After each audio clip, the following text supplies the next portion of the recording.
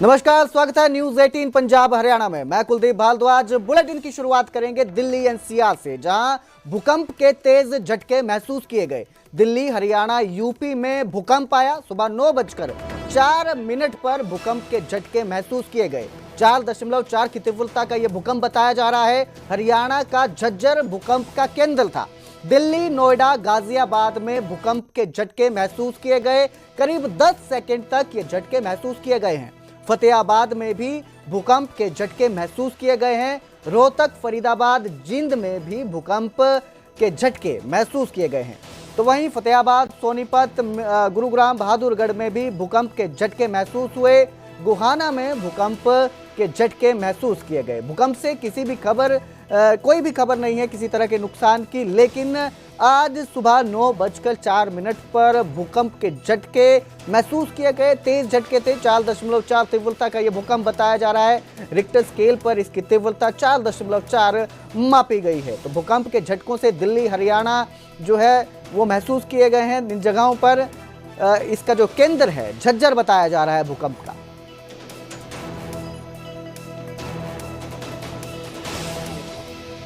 मैं तो छज्जे पे अपना कुछ साफ कर रही थी बैठी बैठी।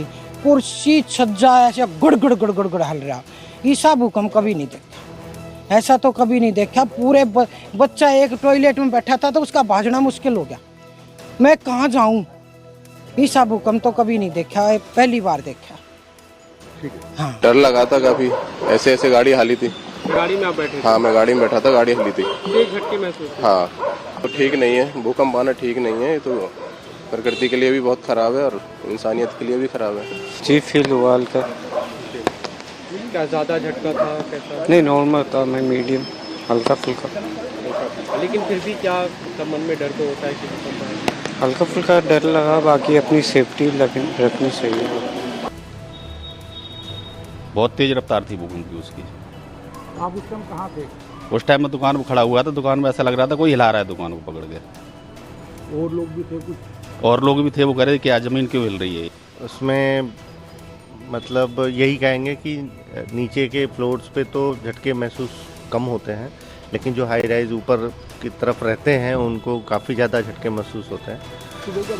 हाँ, एकदम अचानक महसूस हुआ। ऑफिस में काम कर रहा था तो सारा सिस्टम मेज और पंखा हिलने लग गया। तो बड़ा डरावना था एकदम। जल्दी से भाग के बाहर आया, परिवार को देखा तो नीचे ही थे, लेकिन था बहुत डरावना था, खतरनाक। और अभी पता लगा है कि उसका एपिसेंटर भी झज्जर में है। पहले तो बताया रोहतक, लेकिन अब झज्जर बता रहे हैं। तो डर है कि अगले 2-3-4 घंटे में कुछ कहीं दोबारा ना आ जाए, आफ्टर शॉक जो होते हैं। तो उधर झज्जर में 2 बार भूकंप के झटके महसूस किए गए। रिक्टर स्केल पर 4.4 की तीव्रता के झटके थे। हालांकि किसी भी तरह के नुकसान की कोई खबर नहीं है, लेकिन आफ्टर इफेक्ट जिसे कहते हैं वो भी झज्जर में देखने को मिला। पहले भूकंप आया, उसके बाद थोड़ी देर बाद फिर भूकंप के झटके महसूस किए गए। भूकंप के झटकों से लोगों में दहशत है। झज्जर में 2 बार फिर ये झटके देखने को मिले। भूकंप के झटके महसूस किए गए। आपको बता दें कि जो रिक्टर स्केल है उस पर 4.4 की तीव्रता का ये भूकंप मापा गया है। झज्जर में आफ्टर इफेक्ट भी देखने को मिला इसका। एक बार भूकंप के झटके महसूस किए गए, उसके थोड़ी देर बाद फिर भूकंप महसूस किया गया।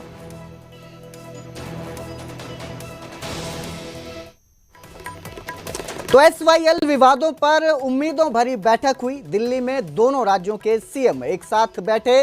पंजाब के सीएम ने कहा कि हरियाणा हमारा भाई है। बैठक से थोड़ी उम्मीद बनी है। भगवंत मान 5 अगस्त को फिर मिलेंगे। दोनों राज्यों के सीएम दोबारा मुलाकात करेंगे। सीएम सैनी ने वहीं कहा कि इस बैठक में सकारात्मक ये बैठक रही है और इस बैठक से इस समस्या के हल निकलने की उम्मीद जताई जा सकती है। तो SYL के मुद्दे पर केंद्र के साथ दोनों राज्यों के सीएम की मुलाकात हुई थी, जिसके बाद एक उम्मीद जग रही है कि इस बार इस विवाद का हल हो जाएगा।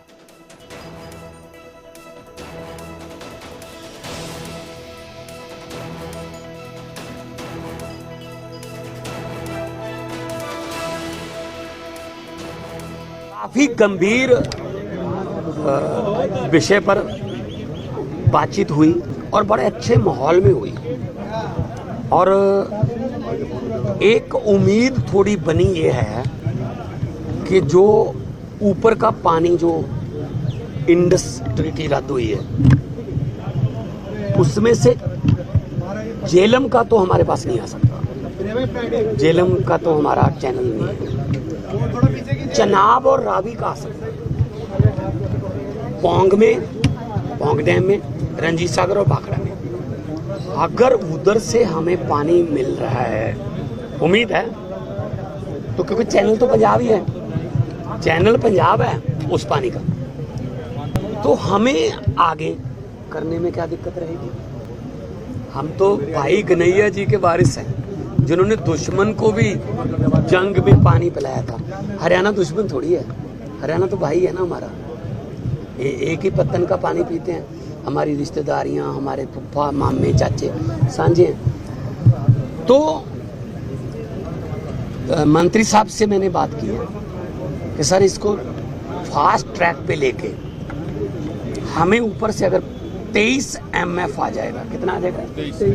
23 MF, मतलब 23 मिलियन एकड़ फीट पानी ऊपर से आ जाएगा हमारे पास।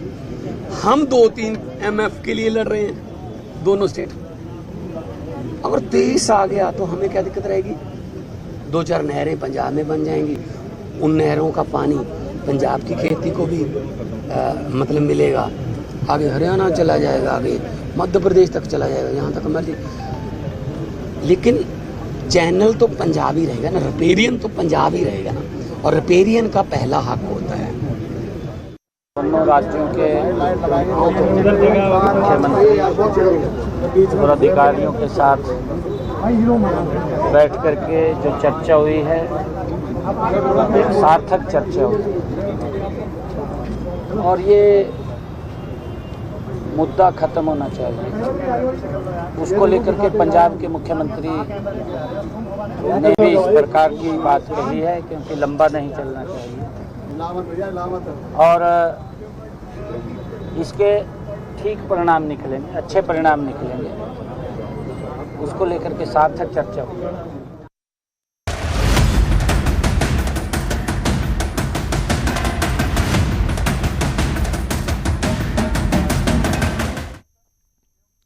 तो लगातार हो रही बारिश से जहां तापमान में गिरावट देखने को मिली, वहीं कई जगहों पर पानी जो है लोगों के लिए आफत बन गया है। गुरुग्राम में भारी बारिश के बाद सड़कों पर पानी भर गया, कई जगहों पर जलभराव देखने को मिला। बीती देर शाम बारिश के बाद हालात बिगड़ गए। गुरुग्राम में बारिश जारी है। दिल्ली जयपुर एक्सप्रेसवे पर वाहनों की रफ्तार थम गई है। गुरुग्राम में भारी बारिश के चलते ऑरेंज अलर्ट जारी किया गया है। प्रशासन ने कंपनियों को वर्क फ्रॉम होम देने की सलाह दी है, ताकि कर्मचारियों को इस बारिश में जलभराव का सामना करते हुए ऑफिस ना आना पड़े। इसके लिए वर्क फ्रॉम होम करने की सलाह दी है। गुरुग्राम में देर रात हुई बारिश के बाद हालात बाढ़ जैसे बन गए हैं। गुरुग्राम के कई सारे इलाके जलमग्न हैं। इस वक्त मैं मौजूद हूँ राजीव चौक पर, और यहाँ की जो आप तस्वीरें देख रहे हैं, आप देखिए किस तरह से जो पानी है वो भरा हुआ है।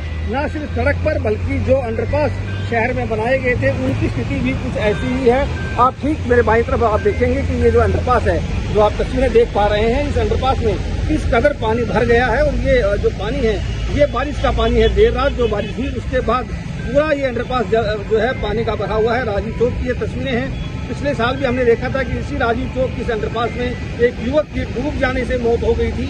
और अब की बार भी जब बारिश आई है तो शहर के अलग अलग हिस्सों में पानी भरा हुआ है। ये अंडरपास पूरी तरह से पानी का भरा हुआ है।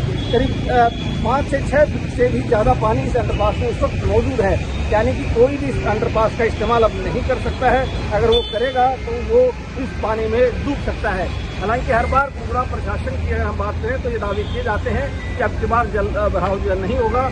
इस बार भी कई बार कैबिनेट मंत्री राव नरवीर और कई बार केंद्रीय मंत्री राव इंद्रजीत सिंह ने गुरुग्राम नगर निगम और गुरुग्राम महानगर जो डेवलपमेंट अथॉरिटी है उसके अधिकारियों के साथ मीटिंग की, और हर बार ये दावा किया कि अब की बार गुरुग्राम में जल भराव नहीं होगा। समय से सभी ड्रेनेज की सफाई कर ली गई है।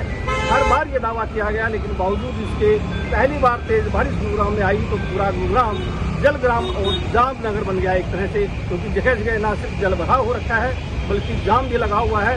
बहुत से इलाके तो ऐसे हैं जहाँ घरों में पानी चला गया है, खासतौर से सुशांत लोग और डीएलएफ के जो निचले इलाके हैं वहाँ लोगों के घरों तक में पानी चला गया। वो बाहर निकलने का रास्ता नहीं बचा है। राजीव चौक की तस्वीरें आप देख रहे हैं।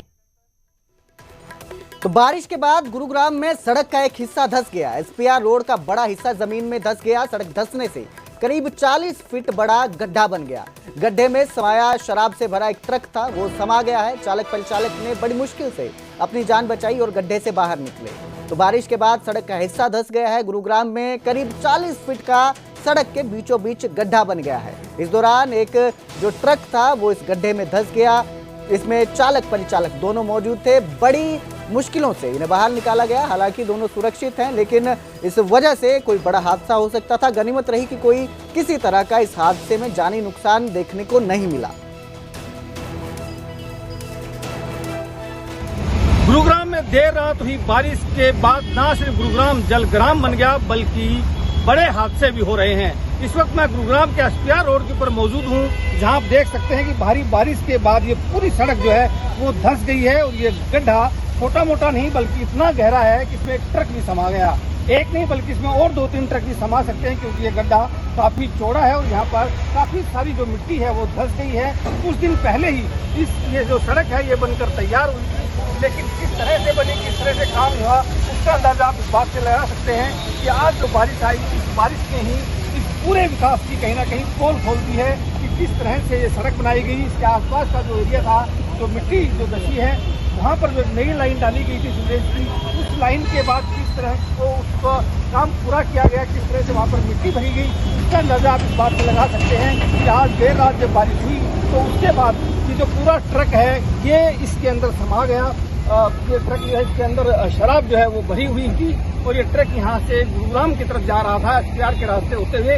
और उसके बाद जैसे ये ट्रक यहाँ पहुँचा, पूरी मिट्टी जो है धस गई और ये ट्रक भी इसी मिट्टी के अंदर धस गया और इस गड्ढे के अंदर समा गया। आप देख सकते हैं तस्वीरों में कि ये गड्ढा कितना गहरा है। कुछ दिन पहले ही नई जो सीवर लाइन है वो यहाँ पर डाली गई थी और ये दावा किया गया था कि इस रास्ते पर भी कभी भी जल भराव नहीं होगा। पहले से इस तरह की तैयारी प्रशासन ने कर ली है, ये दावे किए गए थे। लेकिन जैसे ही आज पहली बारिश आई, उस बारिश के बाद आप देख सकते हैं कि किस तरह से ये ट्रक जो है इसके अंदर समा गया।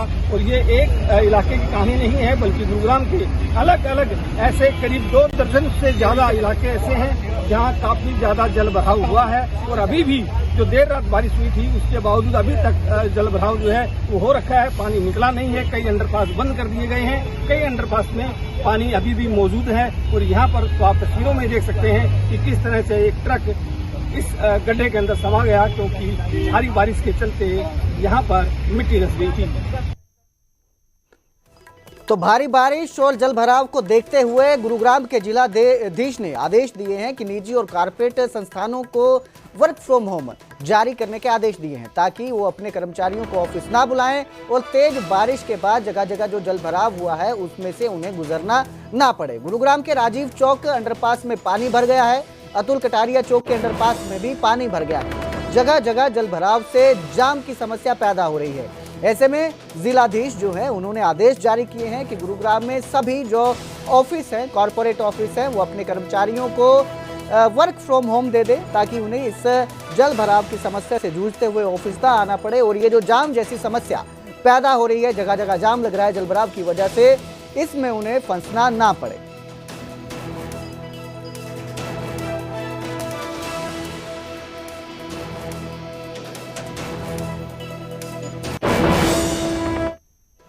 तो उधर फरीदाबाद में भी नगर निगम के दावों की बारिश में पोल खुल गई है। भारी बारिश के बाद शहर पानी पानी हो गया है। पूरा शहर जो है वो तालाब में तब्दील हो गया है। शहर के कई इलाकों में पानी भर गया है। बीती देर रात से हो रही जोरदार बारिश के चलते यातायात पर भी असर पड़ा है। कई जगहों पर वाहन खड़े हो गए हैं। जाम की समस्या देखने को मिल रही है। सेक्टर 22 और संजय कॉलोनी, शिव दुर्गा विहार, बस स्टैंड इलाकों में भारी जल भराव है।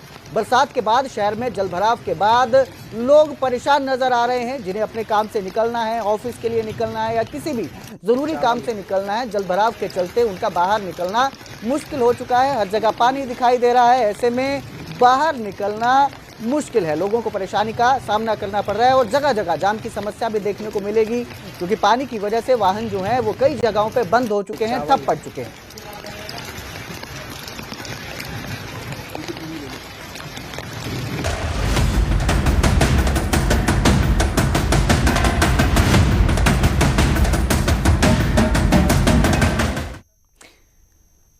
मुख्यमंत्री नायब सिंह सैनी आज जालंधर दौरे पर हैं। इस दौरान वो कई धार्मिक कार्यक्रमों में शिरकत करेंगे। डेरा सच्चा खंड बल्ला और बाबा मोहनदास आश्रम भी जाएंगे।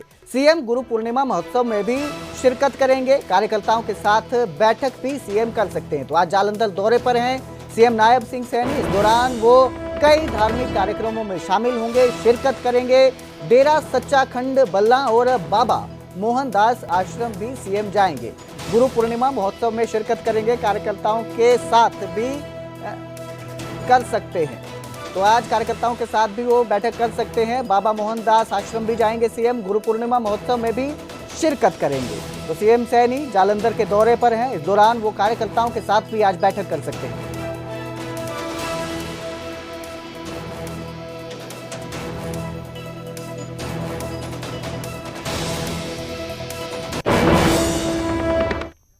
कैथल में बड़ा हादसा देखने को मिला। गांव सारण में तालाब में डूबने से 3 बच्चों की मौत हो गई। तालाब के पास ये तीनों बच्चे खेलने गए थे। पांव फिसलने की वजह से तीनों तालाब में गिर गए। परिवार वालों के पहुंचने तक तीनों बच्चों की मौत हो चुकी थी।